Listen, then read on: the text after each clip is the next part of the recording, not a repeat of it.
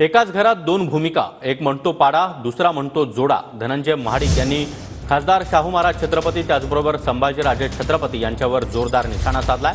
शाहू महाराज छत्रपती विशिष्ट समाजाच्या मदतीला गेले असं देखील धनंजय महाडिक म्हणाले. विशाळगड प्रकरणावरून महाडिकांनी संभाजीराजे आणि शाहू छत्रपती यांना टोला लगावलाय.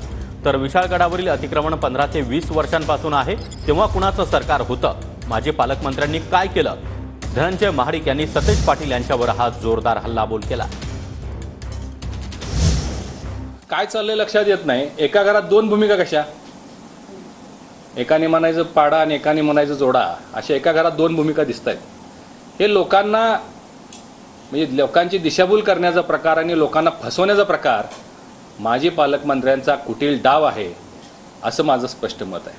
छत्रपती शाहू महाराज हे कान धरून त्या सगळ्या समाजाच्या समोर उभे आहेत की एका विशिष्ट समाजासाठी तुम्ही मदत करायला गेलेला आहात. त्यामध्ये काही हिंदूंची सुद्धा घरं होती, तिथं सुद्धा पडझड झालेली होती, त्यांना मदत तुम्ही केली नाही. हे फक्त आणि फक्त राजकारण आणि मतासाठीची तुमची लाचारी यातून दिसून येते. मतासाठीची लाचारी म्हणत 14-15 वर्षापूर्वीची आहेत. त्यावेळी महाराष्ट्रामध्ये कोणाचं सरकार होतं? त्यावेळी गृहमंत्री कोण होते?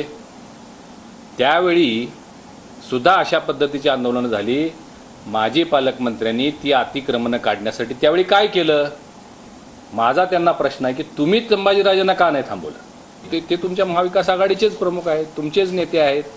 तुम्हाला आता सोयीस्करित्या भूमिका बदलणार का तुम्ही, की आता ते आमचे नाहीत असं म्हणणार आहात का?